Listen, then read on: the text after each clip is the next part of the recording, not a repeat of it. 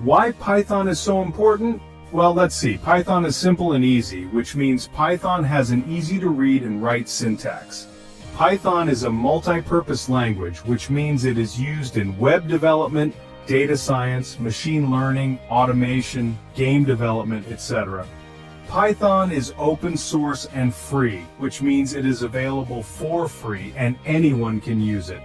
Python has cross-platform support, which means it works on Windows, Mac, Linux, and even mobile devices. Python has large library support, which means it comes with many built-in libraries that make coding easier. Python is object-oriented and interpreted, which means it runs code directly without the need for compilation.